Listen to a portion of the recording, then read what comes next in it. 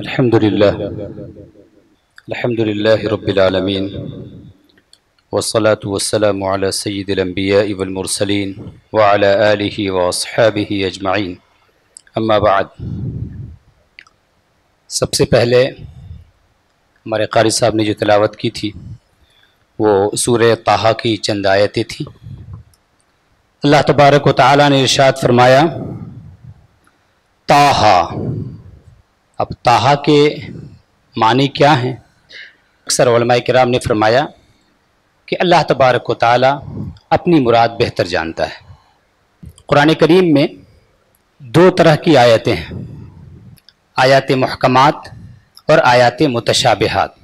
आयात मुहकमात कुरान करीम की वो आयतें जिनमें अल्लाह तबारक व तआला ने अपने बंदों को किसी बात के करने का हुक्म फरमाया है या किसी बात से रुकने का हुक्म फरमाया है, नमाज पढ़ने का हुक्म फरमाया है, झूठ से बचने का हुक्म फरमाया है।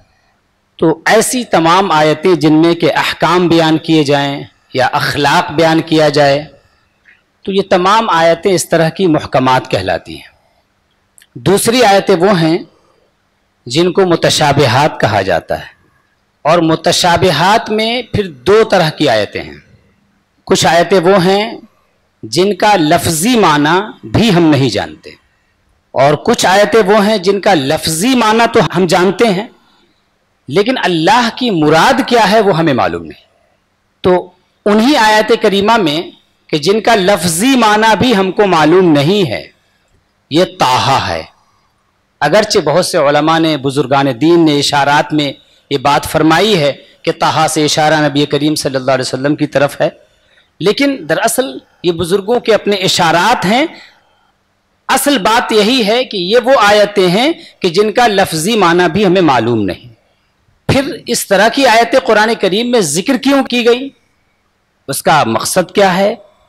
एक बात, सबसे पहला जो मकसद है वो ये कि इस तरह की आयतों पर ईमान लाने वाले मजबूती के साथ ईमान लाते हैं या नहीं, कि माना समझ में नहीं आया फिर भी आमन्ना व सद्दकना। अल्लाह तबारक व तआला की आयत है, जो भी अल्लाह तबारक व तआला की मुराद हो उस पर हम ईमान रखते हैं। उलमा ने हिकमत ये बयान फरमाई, दूसरी ये कि असल में ताहा, अलिफ लाम मीम, हा मीम आइन सीन काफ, दरअसल ये अल्फ़ाबेट्स हैं, हुरूफ तहज्जी हैं। तो अल्लाह तबारक व तआला ने सूरतों के आगाज़ में, इब्तिदा में इन अल्फाज को इसलिए जिक्र फरमाया कि जो मुखातब हैं, सबसे पहले जिनको एड्रेस किया जा रहा है, जो मक्के के लोग, अरब के लोग, उन लोगों को ये बताया जा रहा है कि तुम अपने आप को बहुत ज़बान वाला समझते हो, तुम अपनी शायरी को बहुत आला समझते हो, तो तुम्हारी शायरी तो इन्हीं अल्फाज से मिलकर के बनती है, और ये कुरान करीम भी इन्हीं अल्फाज से मिलकर बना है। तो अपनी महारत का इजहार करते हुए इसकी मिसाल क्यों नहीं ले आते? है तुम्हारे अंदर ये ताकत कि कुरान करीम की मिसाल ला सको? ये उनके चैलेंज के लिए दरअसल इस तरह के अल्फाज अल्लाह तबारक व तआला ने जिक्र फरमाया है। तो ये जो आयतें हैं कि जिनके लफ्जी माना भी हमको मालूम नहीं, उलमा ने फरमाया कि ये आयात मुक़त्ताआत हैं। मुक़त्ताआत इसलिए कहा था चूंकि इनको अलग अलग करके पढ़ा जाता है, ताहा मिला के नहीं पढ़ा जाता है इसको।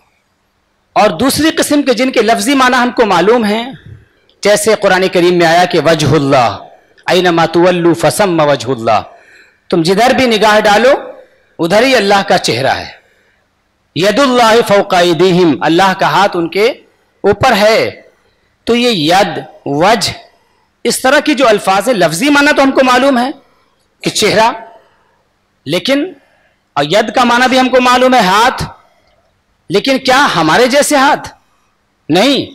अल्लाह तबारक व तआला ने खुद ही बयान फरमा दिया है कि लैसा कमिस्लिही शै, कोई शय अल्लाह तबारक व तआला की तरह से नहीं है। तो जब कोई शय अल्लाह तबारक व तआला की तरह से नहीं है, तो इसका मतलब कि ये जो लफ्ज़ यद बोल करके, हाथ बोल करके, चेहरा बोल करके, पाँव बोल करके, आँख बोल करके जो हम मुराद लेते हैं, वो मुराद अल्लाह के हक में नहीं है, अल्लाह के बारे में नहीं है। अब क्या मुराद है अल्लाह तबारक व तआला बेहतर जानता है। अल्लाह तबारक व तआला अल्लाहु आलमु बिमुरादिही बिज़ालिक, इन आयत करीमा से अल्लाह की क्या मुराद है अल्लाह बेहतर जानता है। जो भी मुराद होगी हम बंदे मोमिन होने की हैसियत से आमन्ना व सद्दकना, हमारे सर तस्लीम खम हैं अल्लाह के हुक्म के सामने और अल्लाह तबारक व तआला के फरमान के सामने। तो ताहा मा अंज़लना अलैकल कुरआन लितश्क़ा, ए हबीब हमने आप पर यह कुरान इसलिए नहीं उतारा कि आप मशक्क़त में पड़ जाएं, आप दुश्वारी में पड़ जाएं। नबी करीम सल्लल्लाहु अलैहि वसल्लम रातों को लंबा क़याम फरमाते थे, यहाँ तक कि पाए मुबारक सूज जाया करते थे, वर्म कर जाया करते थे। अल्लाह तबारक व तआला अपने हबीब पर शफ़क़त फरमा रहा है, फरमाता है कि हबीब मा अंज़लना अलैकल कुरआन लितश्क़ा, हमने आपको मशक्क़त में डालने के लिए कुरान करीम को नहीं उतारा है, बल्कि कुरान करीम किस लिए उतारा है? इल्ला तज़किरतन लिमन यख़शा, मगर अल्लाह तबारक व तआला ने इस कुरान को नसीहत बनाया है, ज़िक्र का ज़रिया बनाया है, अल्लाह की याद का ज़रिया बनाया है उस इंसान के लिए जो अपने दिल में अल्लाह का खौफ पैदा करना चाहे, अल्लाह की अज़मत को अपने दिल में जो बसाना चाहे, अल्लाह तबारक व तआला की जबरूत को जो अपने दिल में बसाना चाहे, उसके लिए हमने ये आयत करीमा उतारी है, कुरान करीम को उतारा है। इसको पढ़ करके सुन करके ईमान वालों के दिल रोशन हो जाते हैं, वो अपने रब से करीब हो जाते हैं और उनके दिलों में नरमी पैदा हो जाती है, उनके दिल में खौफ और अल्लाह की खशियत पैदा होती है। तंज़ीलन मिम्मन खलक़ल अर्द वस्समावातिल उला, अल्लाह तबारक व तआला ने फरमाया, कुरान करीम का तारुफ कराया कि ये मामूली किताब नहीं है। कौन सी किताब है? तंज़ीलन मिम्मन खलक़ल अर्द, ये उस ज़ात की उतारी हुई किताब है जिसने ज़मीन को भी बनाया है, ज़मीन की भी तख्लीक की है, वस्समावातिल उला, और बुलंद बाला आसमान को भी अल्लाह ने बनाया है। तो जो इतनी अजीम कायनात की तख्लीक करने वाली ज़ात है, उसकी उतारी हुई किताब है। जब उसकी उतारी हुई किताब है तो ये किताब कितनी अजीम होगी और उसकी जिम्मेदारी हम पर कितनी ज़्यादा होगी और उससे ताल्लुक़ और हमारा रिश्ता कैसा मजबूत होना चाहिए, इसका अंदाज़ा हम कर सकते हैं। उसके बाद अल्लाह तबारक व तआला ने फरमाया कि अर्रहमानु अलल अर्श इस्तवा, रहमान अर्श पर इस्तिवा फरमाए हुए। अब रहमान अर्श पर इस्तिवा फरमाए हुए, इस्तिवा का लफ्जी माना क्या होता है? इस्तिवा का लफ्जी माना होता है बैठना।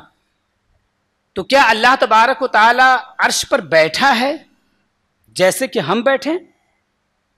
नहीं, ये भी कुरान करीम की उन आयात में से है जो आयात मुतशाबिहा हैं कि इनका लफ्जी माना हम जानते हैं लेकिन मुरादी माना हम नहीं जानते। लेकिन आप पूछेंगे कि कैफ इस्तवा, कैसे इस्तिवा फरमाए हुए है, तो ये हमको मालूम नहीं है। अल इस्तिवा मालूम, इस्तिवा का जो लफ्जी माना है वो मालूम है, हम सब के जहन में है कि इसका लफ्जी माना होता है बैठना। लेकिन चूंकि माना का तहक्कुक, मानी का सबूत उस वक्त तक नहीं होता है जब तक कि उसके अंदर जो सिफ़ातें लाजिमा होती हैं, ज़रूरी सिफ़तें होती हैं, वो ज़रूरी सिफ़तें जब तक मालूम ना हो माना का तहक्कुक होगा ही नहीं। तो इसलिए फरमाया गया वल कैफ मजहूल, लेकिन कैफ चूंकि मजहूल है तो इसलिए माना का सबूत हुआ नहीं।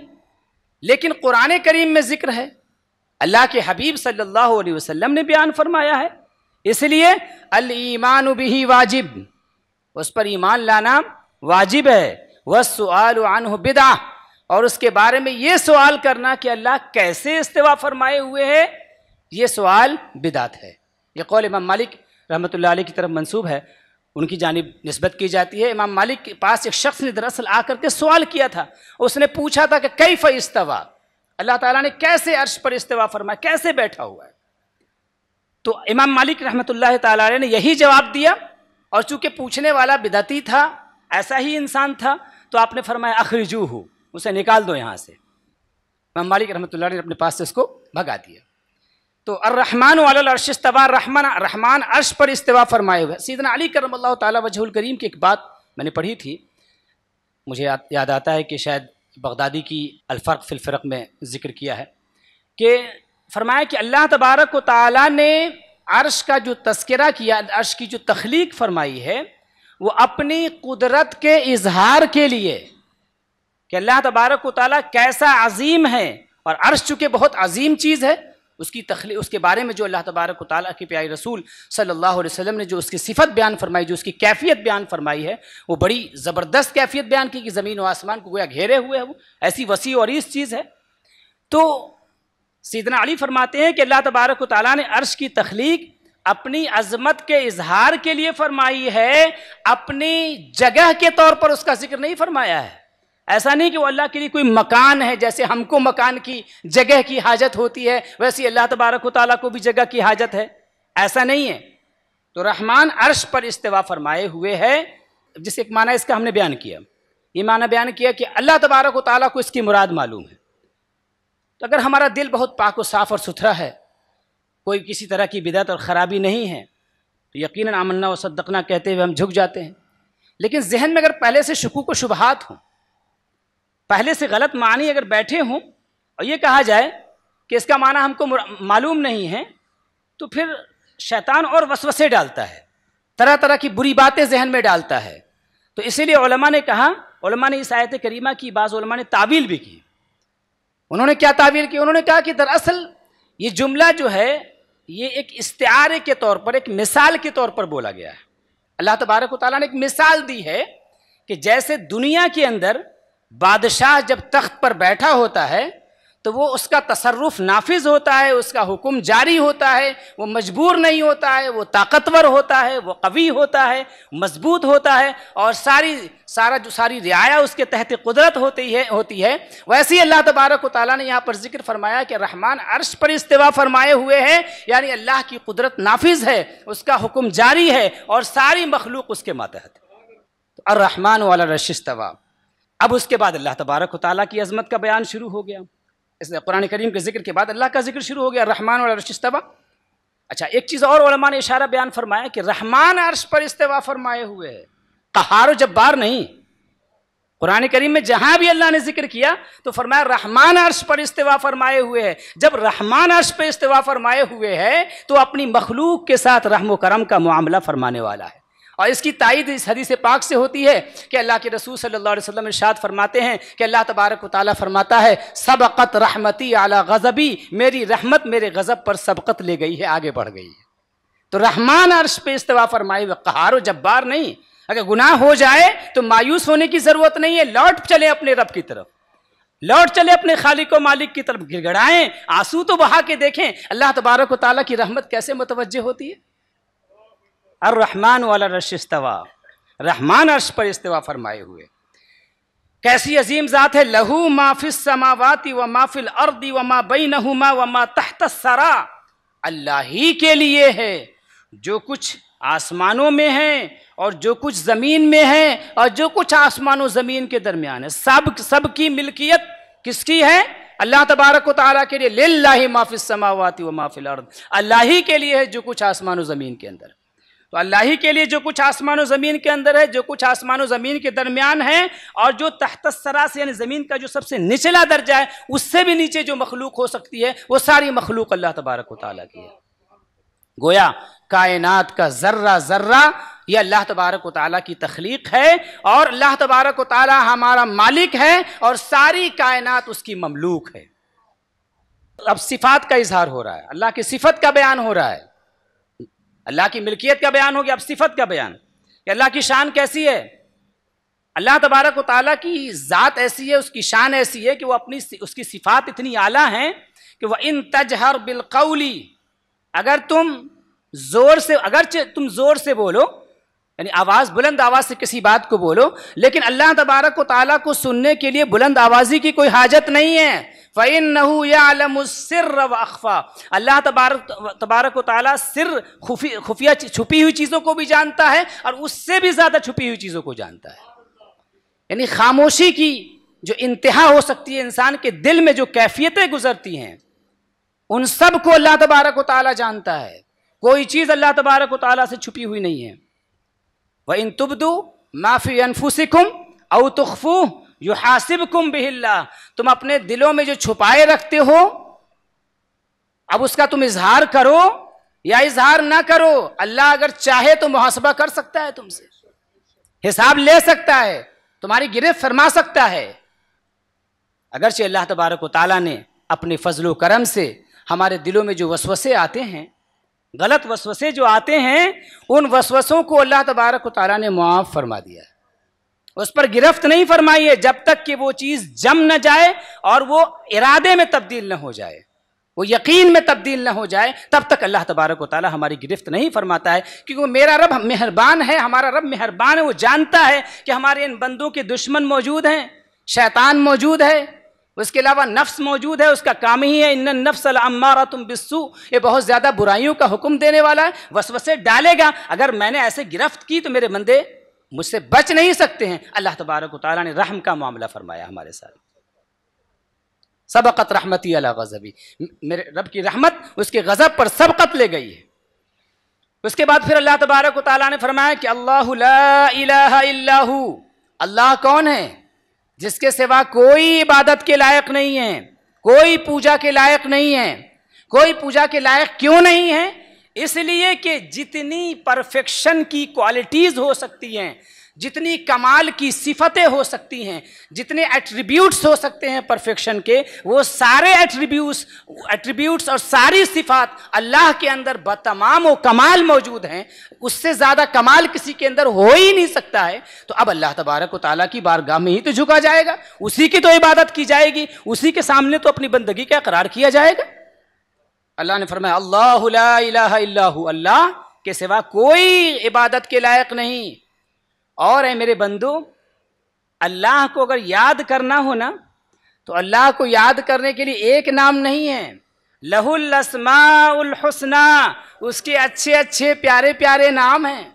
एक दूसरे मकाम पे अल्लाह ने फरमाया वलिल्लाहिल अस्माउल हुस्ना, अल्लाह ही के लिए अच्छे अच्छे नाम हैं, फदऊहु बिहा, तो उन अच्छे अच्छे नामों से अल्लाह को पुकारा करो ना। अल्लाह तबारक व तआला के नामों के बारे में उलमा ने फरमाया कि हर नाम का बंदे मोमिन के साथ एक खास ताल्लुक है। उलमा ने बयान फरमाया कि मसलन आपको रोजी चाहिए, तो अल्लाह को सिफत अर्रज़्ज़ाक़ से याद कीजिए, रोजी मिल जाएगी। आप मुसीबतों में फंसे हुए अल्लाह की रहमत के तालिब हैं, तो अर्रहमान और रहीम की सिफत से उसे याद कीजिए, अल्लाह तबारक व तआला की सिफत रहमत से आपको हिस्सा मिलेगा। अल्लाह तबारक व तआला का इनाम चाहिए, तो अल मिनआम उसकी सिफत है, इनाम बहुत ज्यादा इनाम फरमाने वाली जात, तो अल्लाह की सिफत अल मिनआम से उसको याद कीजिए, अल्लाह तबारक व तआला का इनाम आप पर उतरेगा। तो बंदों को अपने अल्लाह ताला ने अपनी जात से कनेक्ट करने के लिए इन अस्मा को दिया है, इन अस्मा का जिक्र फरमाया है, ताकि बंदे उन अस्मा से अपने रब को याद कर सकें, अल्लाह तबारक व तआला से अपना रिश्ता हम जोड़ सकें। अभी मगरिब में हमने आयत अस्मा की तिलावत की थी, हुवल्लाहुल्लज़ी ला इलाहा इल्लाहु आलिमुल ग़ैबि वश्शहादति हुवर रहमानुर रहीम, हुवल्लाहुल्लज़ी ला इलाहा इल्लाहु अल मलिकुल कुद्दूसुस सलामुल मुमिनुल मुहैमिनुल अज़ीज़ुल जब्बारुल मुतकब्बिर सुब्हानल्लाहि अम्मा युश्रिकून, हुवल्लाहुल खालिकुल बारिउल मुसव्विरु लहुल अस्माउल हुस्ना। उसके बाद अब यहाँ से अल्लाह तबारक व तआला ने अपनी अज़मत का बयान कर दिया, सिफ़ात का बयान हो गया। उससे पहले कुरान करीम की अज़मत का तज़किरा हो गया। अब अल्लाह तबारक व तआला हज़रत मूसा का वाक़या ज़िक्र फरमा रहा है। हज़रत मूसा के वाक़े में चूँकि नसीहतें थीं, इबरतें थीं हमारे लिए, अल्लाह तबारक व तआला फरमाता है वहल अताका हदीसु मूसा, ए हबीब आपके पास मूसा अलैहिस्सलाम की खबर पहुँची या नहीं? यानी यकीनन पहुँची, क्योंकि अल्लाह तबारक व तआला बता रहा है ना। इस सवाल का अंदाज़ होता है दिलचस्पी पैदा करने के लिए, इंसान हमतन गोश हो जाता है, मुतवज्जे हो जाता है कि क्या बात आ रही है, कौन सी बात आ रही है। हल अताका हदीसु मूसा, या ये कि हुजूर के पर्दे में मखलूक लोगों को खिताब है कि ऐ लोगों तुम तक मूसा अलैहिस्सलाम की खबर पहुंची या नहीं पहुंची, क्या हुआ था, क्या किस्सा था। फरमाया कि अल्लाह तबारक व तआला फरमाता इज़रा नारन, जब उन्होंने एक आग देखी, फ़क़ाल लिअहलिहिम कुसू, तो उन्होंने अपनी ज़ौजा से कहा, अपनी बीवी से कहा ठहरो, इन्नी आनस्तु नारा, मैंने एक आग देखी है, एक आग महसूस की है। यहां पर रअयतु का लफ्ज जिक्र नहीं किया गया कि मैंने आग देखी है इन आंखों से, इन्नी आनस्तु नारा, मैंने महसूस की है एक आग, इन्नी आनस्तु नारा, मैंने एक आग महसूस की है। तो आग महसूस की है तो मतलब क्या है कि मैं जाता हूं, देखता हूं, उसकी तलाश में निकलता हूं। चुनांचे गए, उनकी ज़ौजा असल में उम्मीद से थी, हमल से थी, और वक्त बिल्कुल करीब हो गया था विलादत का, और दर्द ज़ेह शुरू हो चुका था, आग की ज़रूरत थी। तो निकले, फरमाया कि लअल्ली आतीकुम मिनहा बिक़बसिन, जाता हूँ देखता हूँ आग अगर मिल जाए, लअल्ली आतीकुम मिनहा बिक़बस, शायद थोड़ी सी आग लेकर के मैं तुम्हारे पास आ जाऊँ। तो जाहिर सी बात है वो आग लेके तो वापस आए ही, बिलाशुबह आग लेके आए, आग लेके आए ना, एक ऐसी आग लेकर के आए जिससे उन्होंने मोमिनों के दिल को रोशन कर दिया। ऐसी आग लेकर के आए, मोमिनों के दिल को उन्होंने रोशन कर दिया। औ अजिदु अलन नारि हुदा, या वहां पर जहां जो मैंने महसूस की है वहां आग न मिली तो शायद कोई बताने वाला पता बता दे कि आग किधर है। वो आग की तलाश जरूरी है, अगर खुद महसूस हो जाए तब भी निकल जाइए उस आग की तलाश में, नहीं तो किसी से पता पूछिए कि वो आग कहां मिलेगी, किधर मिलेगी, किसके पास मिलेगी, उसकी तलाश जरूरी है। लअल्ली अजिदु अलन नारि हुदा, कि शायद कि मुझे आग का पता मिल जाए। फलम्मा अताहा, जब पहुंचे जहां जिस तरफ से आग उन्होंने महसूस की थी उस सिमत में चले। कोई आग पाने के लिए आपको चलना भी पड़ेगा, निकलना भी पड़ेगा अल्लाह के रास्ते में, बगैर निकले कुछ नहीं होने वाला है, निकलना पड़ेगा। फलम्मा अताहा, वहां पहुंचे जब, नूदिया या मूसा, अब निदाए रब्बानी मिली, अल्लाह तबारक व तआला की तरफ से निदा आई। वे जब निकलेंगे तो अल्लाह से मुलाकात होगी।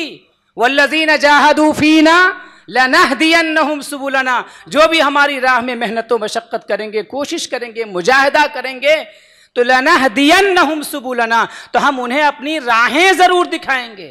अल्लाह ने राहें फरमाया है, राह नहीं फरमाया, चूंकि अल्लाह तबारक व तआला की राहें कितनी है, तुरुक़ इलल्लाहि बिअदद अनफासिल खलाइक़, अल्लाह तबारक व तआला तक पहुंचने की राहें इतनी हैं, इतने रास्ते हैं जितनी कि मखलूक की सांसें, यानी बेशुमार राहें हैं। अल्लाह तबारक व तआला किस राह से अपने बंदे को अपना मुकर्रब बनाएगा वो हम नहीं जानते हैं। अल्लाह तबारक व तआला हिदायत देने वाला है, वो हिदायत अता फरमाएगा। वमा कुन्ना लिनहतदिय लौला अन हदाना अल्लाह, हमें हिदायत न मिलती अगर अल्लाह तबारक व तआला हमें हिदायत न अता फरमाता।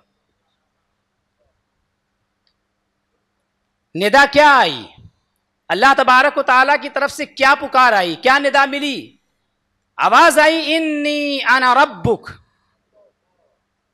ए मूसा मैं आपका पालनहार हूं। इन्नी अना रब्बुक, मैं आपका पालनहार हूं, मैं आपका पैदा करने वाला हूं। अल्लाह तबारक व तआला ने जो पहली तजल्ली मूसा अलैहिस्सलाम पर उतारी है वो अपनी सिफात की तजल्ली उतारी है। अना रब्बुक फरमाया, चूंकि बंदे के अंदर अचानक जात की तजल्ली को बर्दाश्त करने की ताकत नहीं होती है। इन्नी अना रब्बुक, मैं आपका रब हूं, आपका पालनहार हूं। फखलान अलैक, अपने दोनों जूते उतार दीजिए, यानी जाहिर में भी अपने आप को नजासतों से पाक कर लीजिए, क्योंकि जूते में नजासत का इम्कान होता है। दुनियावी नजासत को भी निकाल लीजिए और अपने आप को, दुनिया और कल्ब को भी मुकम्मल तौर से सारी नजासतों से पाक करके, माँ सिवा से कल्ब को खाली करके अब मेरी बारगाह में आइए। फखलान अलैक, उतार दीजिए। और उतारने का हुक्म है, ऐसा नहीं सिर्फ साफ करने का हुक्म, मुकम्मल तौर से हटा दीजिए, मुकम्मल तौर से जुदा कर दीजिए, नजासत से बिल्कुल अलग हो जाइए। क्यों? इसलिए कि आप जिस बारगाह में जा रहे हैं वो बारगाह पाक है और पाक जात ही पाक बारगाह के लायक हुआ करती है। इन्नका बिलवादिल मुक़द्दस तुवा, आप वादिये मुक़द्दस तुवा के अंदर हैं।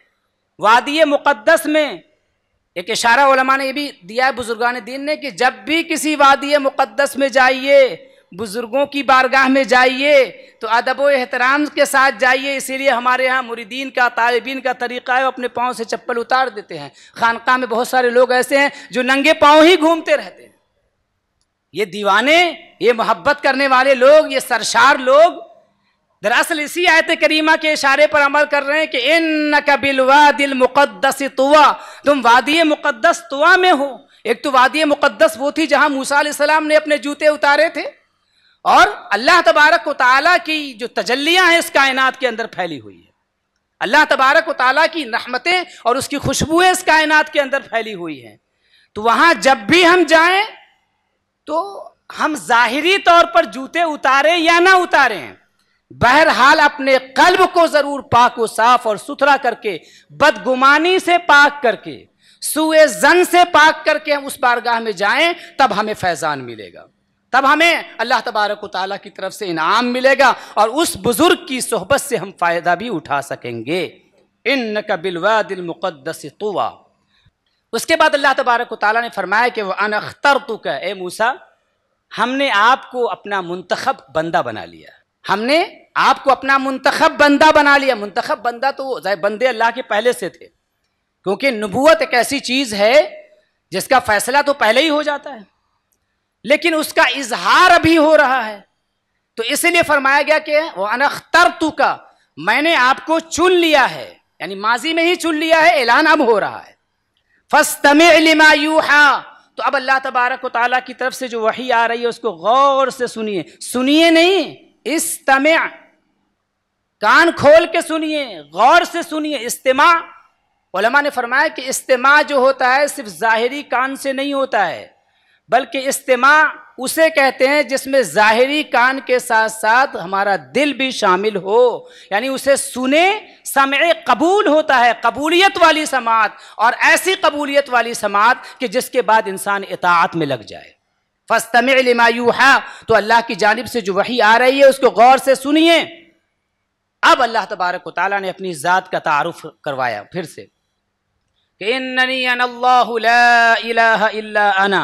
अब इसमें ज़ात का जिक्र यहां पर आया है, इन्ननी अनल्लाहु ला इलाहा इल्ला अना, बेशक मैं ही अल्लाह हूं, बेशक मैं ही अल्लाह हूं, अल्लाह के सिवा कोई माबूद नहीं।